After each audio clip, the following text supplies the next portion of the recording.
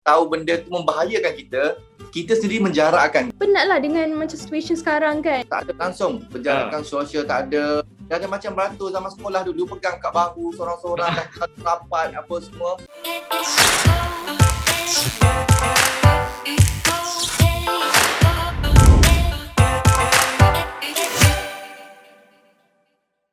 Assalamualaikum dan hi guys, bersama saya Fizul Furkan dalam Sembang Terkini. Di mana Sembang Terkini kita akan bincangkan dan tanyakan pendapat seseorang tentang isu yang viral pada masa ini yang kita semua nampak kat social media. Okey, pada episod kali ini kita akan bincangkan tentang tajuk SOP vaksin ataupun vaksin SOP ni. Di mana macam lately ni kita ada nampak satu video tu yang mana abang tu macam agak kecewa pasal pengambilan vaksin dan SOP yang ada dalam video tu yang orang kata memang tak mengikut SOP lah. Macam jarak tak jaga, ramai berkumpul semua tu. So hari ni kita akan bincangkan tentang semua tu dan kita akan tanya pendapat guest kita . So hari ni kita ada guest which is kita ada Fauzan Yusof, kita ada Syamimi dan juga Fakri. Okay, Fauzan Yusof, boleh perkenalkan diri anda? Okay, hai, Assalamualaikum, salam sejahtera. Okay, saya perkenalkan diri saya dulu. Saya Muhammad Fauzan bin Yusof. Okay, saya merupakan founder kepada Fasa Group Holding Sdn Bhd dan Executive Director di MTV Malaysia dan juga merupakan founder kepada satu jenama produk yang berjenama OMG. Alright, founder kita. Alright, so next kita ada Syamimi. Syamimi, boleh perkenalkan diri? Hai, Assalamualaikum. Selamat sejahtera. Nama saya Syamimi. Saya an influencer. Saya kerja as content creator dekat Instagram.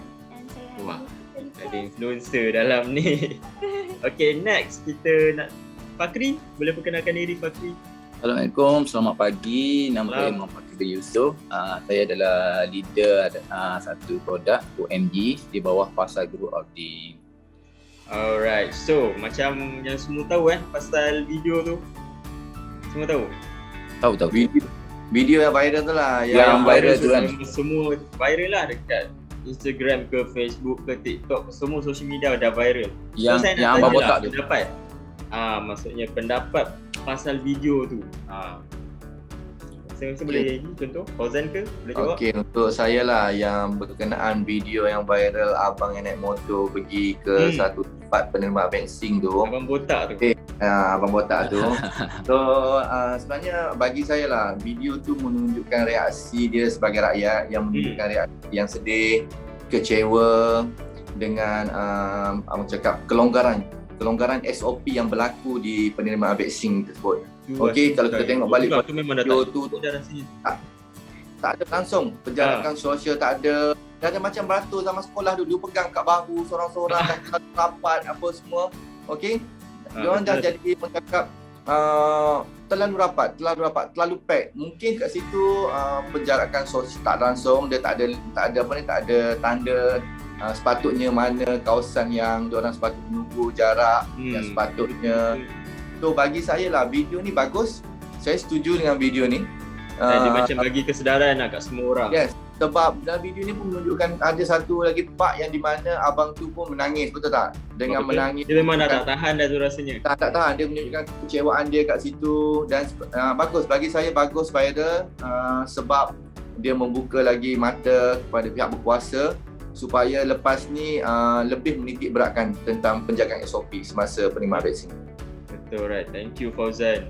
Okay, next saya nak tanya pendapat okay.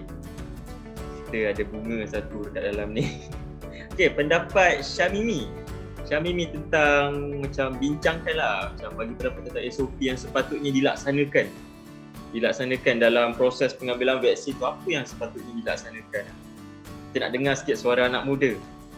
Okay, patutnya macam yelah, a lot of people macam tak follow SOP bila diorang pergi vaksin. Lagi-lagi macam baru ni kan ada vaksin walk-in. Dan kita kena macam we have to constantly remind ourselves yang virus tu macam ada juga dekat sana. So virus ni dia cepat merebak and then baru-baru ni pun ada variant Delta. Betul. Variant Delta 5 second je. 5 second kan? Ya, betul lah.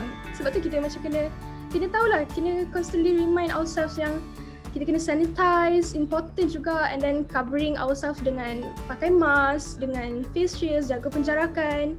So kita boleh prevent virus tu, and kita boleh insyaAllah boleh perbaiki Malaysia ni daripada lagi teruk. Okay, so selain daripada macam pihak tertentu yang sepatutnya jaga, sebenarnya diri sendiri je kena beringat juga kan. Ya, Tapi sebenarnya diri sendiri pun main peranan sebenarnya. Betul. Macam jangan salahkan satu pihak.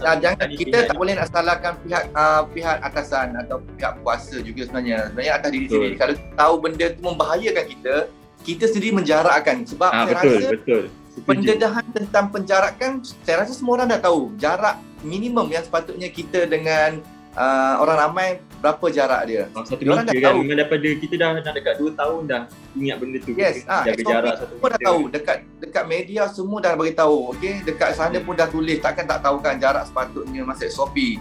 So peranan diri sendiri sebenarnya sepatutnya cakap pun penting sebenarnya. Kita tak boleh tulis jari, semua tulis jari dekat pihak berkuasa. Saya tak salahkan pihak berkuasa, saya tak salahkan pihak atasan. Sebenarnya diri sendiri juga. Okey, kalau diri pangkalnya diri sendirilah.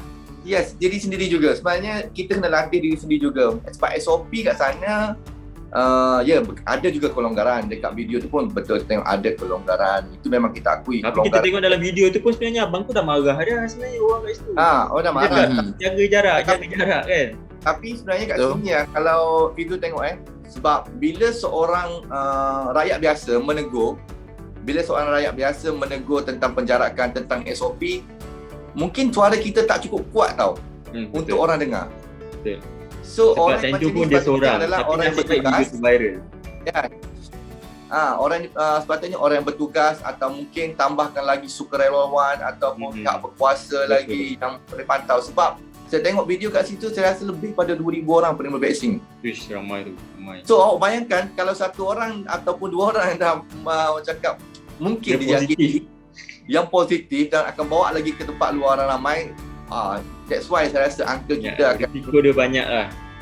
stay high lah.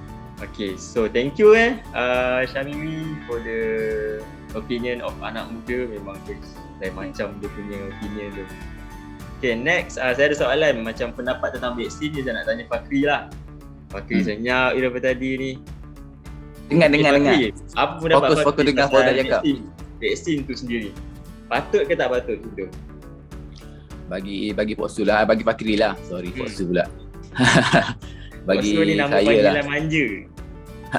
Bagi saya vaksin tu sangat penting lah bagi kita untuk mencegah daripada COVID-19 lah. Panggil satu usaha untuk mengelak daripada COVID lah. Kira benda ni kira macam kita ikhtiar lah. Ya, kita ikhtiar. Selain daripada buat SOP semua tu ni. Betul. Orang cakap sediakan payung sebelum hujan lah macam tu. Betul. Saya pun akan ambil hak ni. Mungkin kalau kita ambil vaksin macam barangkali yang kita nak kena tu mungkin akan kena. Ya, tapi makin risiko tu kurang lah kena. Kurang lah. Mencegah lebih baik daripada merawat. Betul. So Syamimi dah. So yang mana nak anti vaksin tu jangan anti sangat lah vaksin tu. Ada anti vaksin ke? Sekarang ramai anti vaksin. Ramai Okay, itu kita tak nak cakap lah. Itu kita tak nak cakap lah. Masing-masing lah. By the way, dah vaksin semua? Saya Ahad ni baru dapat. Ahad baru dapat? Ahad ni baru dapat. Saya tunggu second dose. Second dose saya lagi seminggu. Oh, okay. Syamimi dah dapat? Saya dah fully dose dah. Berapa? Orang KL lah macam dah. Saya lambat sikit sebab busy kerja, lambat sikit. Visa tu dah vaksin ke belum visa tu? Saya biasalah dapat AstraZeneca. So second dose dia tu lama. Jarak dia lambat sikit AstraZeneca. Tapi saya dah dapat lah. Memang side effect dia nanti demam dah. Dapat AZ. Sebab AZ dia orang tu lah, orang cakap dia kuat sikit kan, dia punya dia buat banyak antibody lagi kuat. Saya sebab Fizo demam atlet ke? Fizo amalkan gaya hidup, gambarkan gaya hidup macam bersukan ke, jogging pagi ke atau exercise ke? Ada. Saya memang jogging. Ada.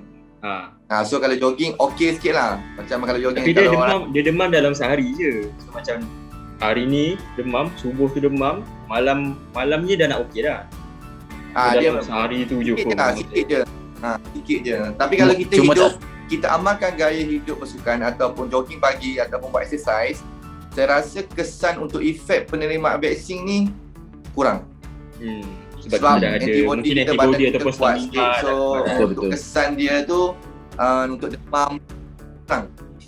Alright, so Mungkin itu saya beritahu, mungkin yang orang yang menerima vaksin ni, pendapat saya, mungkin dia tak amalkan gaya hidup exercise, mungkin tak pernah jogging. Okey, tak jaga pemakanan, tak buang peluh pun. Dah setahun ke 2 tahun kita kena COVID, 2 tahun dia tak buang peluh langsung. So bila kena vaksin mungkin efek dia kuat buat lagi lah. demam. Mungkin demam. So kat sini amalkan gaya hidup bersukan lah juga. Okay, kira macam antibody tu daripada macam stamina kita sendiri lah. Kita nak lawan benda tu macam mana kan. Betul. Sebab saya langsung tak dapat Fitul. Saya kesan saya lepas vaksin langsung tak ada. Saya tak ada lengur tangan. Saya cakap benda tu saya mengikut seseorang punya macam antibody kan. Yes, betul. Sebab saya memang setiap pagi saya jogging apa semua kan. Macam Syamimi dapat vaksin apa Syamimi? I dapat Pfizer. Pfizer. Ni ada demam tak? Hal. Ada demam-demam ke? Ada lengur tangan ke? Ada tapi kurang lah. Kurang lah. Tapi mostly yang saya dengar yang memang selalu demam dapat AZ lah, AstraZeneca lah, dia orang selalu demam. Sebab dia tak tahulah, bukan tapi semua memang juga kuat lah. lah. Bukan semua Fitul. Bukan semua. Bagi saya bukan semua juga Tengok. sebab Tengok antibody kita kot. antibody juga. Mungkin orang tu memang daripada dulu tak bersukan, tak aktif, tak lasak. So mungkin senang demam sikit lah. Okay, alright. So kita dah cerita pasal vaksin tadi kan. So saya nak tanyalah last, bukan belum last. Nasihat untuk diorang yang ambil vaksin ni ataupun nak ambil vaksin ni, nasihat dia lah. Dan orang kata kelebihan sikit sebanyak ambil vaksin. Sebab ada yang tengah fikir sekarang ni, ada nak daftar ke tak ni, takut jadi zombie kan. Risau pula. Okay, lady first lah. Fitul, lady first lah. Risau kadang kalau jadi zombie nanti kan. Okay, Syamimi, nasihat lah untuk orang kat luar sana ambil vaksin. Ada kelebihan ke tak vaksin ni? Okay, actually vaksin ni dia bukanlah 100% efektif. Maksudnya macam you ambil vaksin ni tapi you still boleh dapat COVID tu. Betul. Dia cuma macam dia bagi sign to your antibody. Macam dia bagi macam dalam badan you macam sign yang you ada okay, kita ada satu virus ni. So dia akan bagi kenal dekat badan kita, and then bila dah free dose tu insyaAllah macam badan kita dah kenal and kita boleh tahu macam mana nak macam makan ubat apa semua. So boleh prevent daripada benda tu jadi lagi teruk lah. So nasihat saya macam pergilah ambil vaksin sebab benda tu macam the only way yang kita boleh macam ikhtiar benda tu kan macam Betul. yelah macam boleh buatkan you macam jadi lagi kuat ke apa ke. Macam Saya impress lah dengan Syamimi. Dia punya ayat tu macam educational betul. Karakter. Alah Fitul, awak tak tahu ke karakter. Dia Betul lah, dia boleh lah betul jadi content creator. Dia bila orang creator content dia orang yang kreatif tau. Dia dalam menjawabkan kreatif dia automatic. Saya impress dengar macam lecturer saya tengah cakap. Kalau tak tengok kan. Padahal muda lagi. Bagus. SPM berapa A? Okay, mungkin Fakri ada nak share?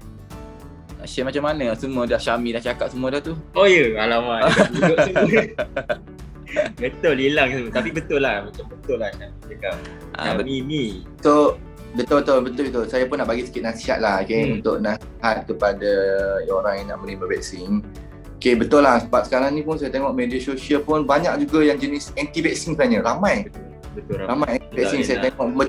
Dia orang bercerita tentang keburukan je. Tapi dia orang terlupa kebaikan tentang vaksin. Okay, sebab kita pun dalam sebagai orang Islam pun kita sebenarnya kita kena ikhtiar bila ada satu penyakit, kita kena ikhtiar untuk mencari penawar, betul tak? Betul. Okay. So vaksin ni saya tengok sebenarnya banyak juga kebaikan. Yes, betul. Setiap apa benda pun ubat sebenarnya ada side effect. Tetapi risiko dia tak adalah tinggi pun. So jangan kita terlalu fikirkan tentang keburukan sehingga lupa tentang kebaikan. Okey, sehingga lupa tentang kebaikan. So vaksin ni sebenarnya orang cakap dia untuk kita, orang cakap antibody kita menerima satu virus yang ada sekarang ni, macam satu virus yang ada ni. So macam contoh macam samalah Syamil bagi tahu tadi. Okey, dia dah kenal. Maksudnya virus tu dah masuk, dia kenal. So lain kali jumpa, hey, kita dah jumpa sebelum ni kan. Jangan masuk lagi. Kita dah pernah jumpa. So it's like macam tu lah. So maknanya dah pernah berjumpa, dah pernah ni. So dia tak asing tau. Bila terkejut, badan kita pun dah tak terkejut lah untuk benda. So and then untuk nasihat saya yang mana penerima vaksin, selepas vaksin, okey, pastikan dapat rehat. Okey, dapat rehat, minum air, masak secukupnya, duduk kat rumah. Paling kurang saya rasa lah, paling kurang kalau saya selepas saya vaksin, saya duduk kat rumah seminggu, saya tak jumpa orang. Okey, seminggu. Sebab apa? Saya tahu antibody saya tengah lemah. Antibody saya tengah lemah. Nasihat doktor pun lepas vaksin tu cakap dalam, kalau macam 3-4 hari still demam, so kena jumpa doktor lah. Yes, betul. Nasihat dia itu kalau ada demam lah. Tapi kalau lepas vaksin, bagi saya stay duduk rumah dulu. Kalau boleh sekarang pun kita pun ada Zoom. Kalau ada kerja ke, nak bersembang ke, pakailah alternatif lain supaya kurangkan risiko. Sebab antibody kita tengah lemah sebenarnya. Orang pun cakap, oh sebab vaksin lah kena juga COVID. Sebenarnya tak. Okey, antibody kita tengah lemah. Lepas tu kau tak follow dah SOP yang sepatutnya, memang kena lah. Betul. Sebab vaksin lepas dah fasa 1, fasa 2 macam, kalau nak buat something tu, orang yang dah vaksin tu kena tunggu 2 minggu baru boleh buat something yang dah. Yes, tengok dekat SOP pun dah bagi tahu kan, 2 minggu selepas dos. Sebab apa? Sebab itu orang cakap badan kita dah pulih sepenuhnya. Antibody kita dah kuat sepenuhnya. So barulah kita baru lepas vaksin badan tak kuat. Badan tak kuat dah terus pergi tu So risiko lah. Faham. Okey, betul memang. Semua orang macam bagi ayat intelligent lah. Saya pun segan kadang. Okey, last question dan last pendapat lah sebelum kita akhiri episod 2 kita ni. Pandangan peribadi you guys tentang pihak yang tertentu dalam menyempurnakan isu vaksin yang dalam video tadi kita tu. Pandangan peribadi, macam patutnya apa yang pihak atasan patut buat selain daripada rakyat tadi kita dah bincang kan. Rakyat kena jaga sendiri, fikir sendiri. Okey, kerajaan dalam video tu apa yang patut pihak atasan buat? Maksudnya jarak tu macam mana dia nak ni, apa pandangan korang? Faham tak? Encik Fauzan boleh. Saya dulu. Okey. Encik Fauzan dulu. Okey, minta saya dulu. Nak suruh kalau lady first dulu pun boleh. Nanti habis semua jawapan saya sapu. Bukan Fitul, dia bagi saya jawab dulu. Nanti saya semua jawapan saya sapu, nanti kau tak cakap apa. Tapi tak apalah. Okay. So bagi saya lah. Okey, bagi saya yang kat sini saya ada sedikit pujian lah. Satu sedikit pujian tempat vaksin yang saya terima. Yang saya terima itu hari di Johor Bahru. Okey, saya sangat puji apa yang SOP dia tetapkan. Kat sana, bila saya masuk kat sana, saya pergi vaksin hampir tak lebih 20 minit. Tak lebih, rasa 15 minit je. Proses dia sangat cepat. Okey, walaupun orang yang ramai tapi sangat cepat. Sebab apa? Sebab kat situ saya tengok sukarelawan yang cukup. Kota sukarelawan cukup, pihak berkuasa yang tegas. Saya tengok kat sana. And ada then askar lagi. Yes, ada askar. And then pemantauan daripada pegawai yang ada kat sana. And then dia punya link, dia punya orang cakap laluan untuk vaksin 1, vaksin 2, dan dia punya kerusi, dia punya nombor, dia punya staff yang penerima nombor yang kita ambil. Sangat saya bagi pujian. Okey, saya bagi pujian sebab apa? Kat mana tu? Dekat Mid Valley. Mid Valley. Okey. So bila saya masuk sana apa semua, saya fikir dalam 1 jam atau 2 jam kan. So 1 jam, 2 jam atau macam paling lama lah 2 jam lah. Tapi saya fikir 15 minit, 20 minit. So kat sini SOP yang dia gunakan iaitu dia bagi tahu masa kita. Okey, dan saya dapat tahu daripada sana, saya tanya dia, kenapa sebelum ni ada saya dengar berita. Saya suka bertanya. Saya pergi satu tempat, saya suka tanya. Saya tanya, kenapa satu berita ada keluar sebelum ni cakap pematuhan SOP tak patuh apa semua. Sebenarnya apa yang dia beritahu kat saya, dia cakap ramai penerima vaksin tak ikut masa. Dia tak ikut masa dia letakkan. Contoh masa saya tu hari pukul 5.30. So saya pergi sampai sana 5.15, 5.20 macam tu. So kalau orang tu dapat 5.30 petang, dia orang pergi 12 tengah hari. So dia dah bercampur dengan grup lain. So kat situ yang jadi kelompok banyak tu. Kau dah masa petang, kau pergi tengah hari kenapa? Okay. So kat situ So sebenarnya. ada batch, ikut batch lah, batch yang tengah hari. Orang So kat petang sini masuk pula. bila berlaku satu kelompok besar, orang salahkan apa tau? Tak buang apa, sistem tak cukup teratur. Tak. Sistem dah teratur. Sikap manusia. Sikap penerima vaksin sendiri. Dia tak ikut masa yang ditetapkan. Alright. Betul. Betul-betul Cik Fauzan semua je cakap jawapan lah. Okay, Cik Fakri kan? Mungkin ada sikit banyak. Ke nak cakap Bagi betul lah saya betul Cik Fauzan? Bagi saya betul lah, kalau kita nak ambil vaksin tu ikut masa. Sebab jangan jadi macam satu dekat KL tu, macam apa botak tu, semua datang berkumpul semua macam tu. Lepas tu pihak kerajaan pun patutnya bagi tegas pada SOP. Betul. Sebab kita takut lah, macam KL pun sekarang macam kita pindah pada Syamimi pula orang KL. KL Syamimi. KL. Syamimi macam mana pandangan peribadi sebagai seorang anak Kuala Lumpur? Yalah, I sebenarnya macam kesian tengok frontliner juga, bukan kita je lah, macam frontliner, macam orang yang macam bekerja vaksin sendiri pun macam penat lah dengan macam situation sekarang kan. So macam sebab kita ni macam rakyat Malaysia memang macam degil lah, macam tak ada rasa nak ikut SOP yang telah ditetapkan. Lepas tu betul lah macam Encik Fauzan cakap, macam sebab diorang rasa macam bila datang lambat takut macam tak sempat, macam vaksin habis.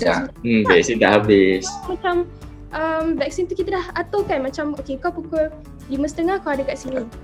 Lepas tapi diorang datang awal sebab diorang takut vaksin tu habis. Tak tahu lah dari mana diorang dapat cerita tu kan. Tapi itulah sebab kawan-kawan macam my friends semua kerja dekat pusat vaksin. So I tengok diorang balik rumah terus tidur. Terus Yalah, penat. Penat. Lagipun diorang sukarelawan.